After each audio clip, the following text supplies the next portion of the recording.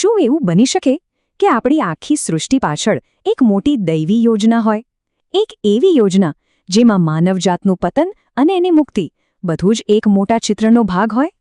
તો ચાલો આજે આ જ રસપ્રદ વિષયને ઊંડાણપૂર્વક સમજીએ. આપણે હંમેશા પાપને એક ભૂલ તરીકે જોઈએ છે, બરાબર ને? પણ જરા વિચારો, શું એવું બની શકે કે એ કોઈ ભૂલ નહીં પણ એક વિશાળ પૂર્વનિર્ધારિત યોજનાનો જ એક ભાગ હોય? આ એક એવો સવાલ છે જે આપણી આખી સમજને હલાવી શકે છે. અને આ જ વિચારને શાશ્વત સુવાર્તા તરીકે ઓળખવામાં આવે છે. આ કોઈ ફક્ત માન્યતાઓની વાત નથી, પણ એક આખો પ્રોજેક્ટ છે જેનો હેતુ છે સૃષ્ટિને સંપૂર્ણ બનાવવાનો.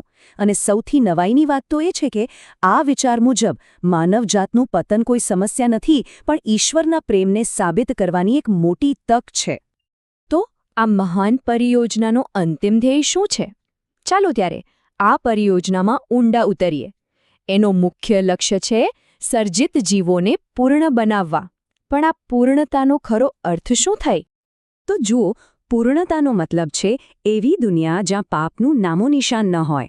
એક એવી સ્થિતિ જ્યાં જીવો કોઈ પણ જાતના ડર કે દબાણ વગર પોતાના સર્જનહારને દિલથી પ્રેમ કરી શકે. અને જાણો છો, આ જ પ્રેમ એ જ તો અનંત જીવનનો માર્ગ છે. પણ આટલી સરસ યોજના છે તો પછી સમસ્યા ક્યાં છે? વેલ, આ ભવ્ય યોજનાના રસ્તામાં એક મોટો અવરોધ છે, અને એ છે પાપ. આ આખી યોજનાને સમજવા માટે પહેલા પાપની ભૂમિકાને સમજવી પડશે. અહીં એક બહુ જ મહત્વની વાત સમજવા જેવી છે. પાપ કોઈ અકસ્માત નહોતો. સૃષ્ટિ બની એ પહેલાં જ ઈશ્વરને ખબર હતી કે કેટલાક દૂતો અને મનુષ્યો પતન પામશે, અને આ જાણકારી એ જ તો યોજનાનો પાયો હતી. તો પાપ શું કરે છે? એ સર્જનહાર અને આપણા જેવા જીવો વચ્ચે એક મોટી દિવાલ ઊભી કરી દે છે. અને આ દિવાલને લીધે જીવો પોતાના બળ પર ક્યારેય પોતાના મુખ્ય ઉદ્દેશ્ય એટલે કે ઈશ્વરને પ્રેમ કરવાના ઉદ્દેશ્ય સુધી પહોંચી જ નથી શકતા. અને એટલે જ સૃષ્ટિ અધૂરી રહી જાય છે. તો સવાલ એ છે કે આ દિવાલ તોડવી કઈ રીતે? એનો પણ એક રસ્તો છે. શાશ્વત સુવાર્તામાં એકદમ વ્યવસ્થિત 3 સ્ટેપની યોજના બતાવાઈ છે. આ યોજનાના 3 ભાગ છે. પહેલું સ્ટેપ, ઈશ્વરનો નિયમ, એ આપણને બતાવે છે કે પાપ ખરેખર છે શું.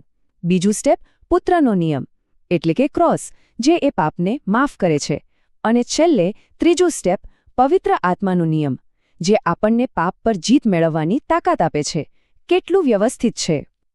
હવે આ બંને કરાર વચ્ચેનો ફરક સમજવો ખૂબ જ જરૂરી છે. જૂનો કરાર એ પથ્થર પર લખેલા બાહ્ય નિયમો હતા. એ બતાવતા હતા કે પાપ કેટલું ગંભીર છે, પણ એને હરાવવાની શક્તિ નહોતા આપતા. જ્યારે નવો કરાર એ તો સાવ અલગ છે. એ સીધો આપણા હૃદય પર લખાય છે. એ બહારથી નહીં, અંદરથી પરિવર્તન લાવે છે. પણ સવાલ એ છે કે આવું અંદરથી પરિવર્તન આવે કઈ રીતે? વેલ, આ આખી યોજનાનો પાયો, એનું એન્જિન એક જ વસ્તુ છે: પ્રેમ. અને આ કોઈ સામાન્ય લાગણીની વાત નથી. આનો સૌથી મોટો પુરાવો આપણને અહીં મળે છે.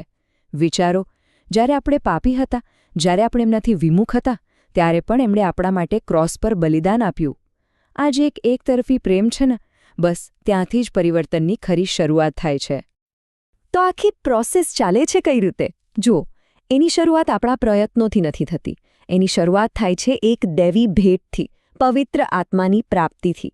અને જ્યારે એ મળે છે ત્યારે જ આપણને ઈશ્વરનો પ્રેમ ખરા અર્થમાં સમજાય છે. એ સમજણમાંથી એક સાચો નિષ્ઠાવાન પ્રેમ જન્મે છે. અને પછી જુઓ, આજ્ઞાઓનું પાલન કરવું એ બોજ નહીં, પણ પ્રેમની અભિવ્યક્તિ બની જાય છે. પણ શું આ બધું ખાલી થિયરી છે? ના, બિલકુલ નહીં.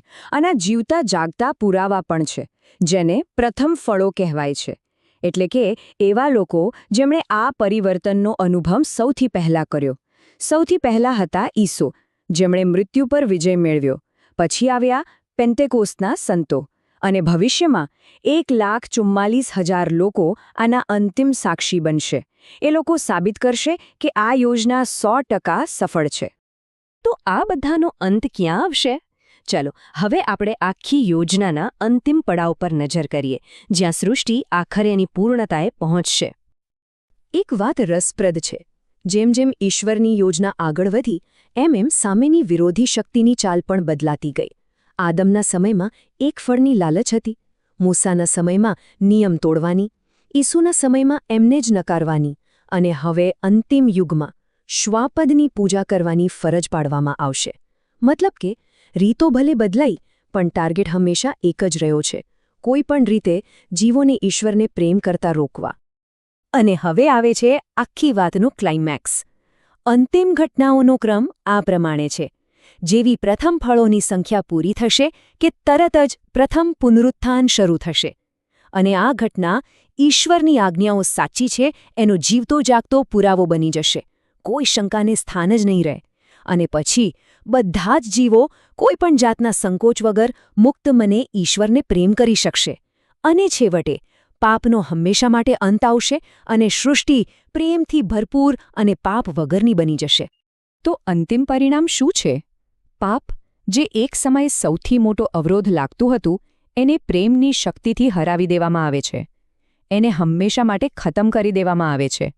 અને સૃષ્ટિ આખરે પોતાના મૂળ હેતુને પામે છે.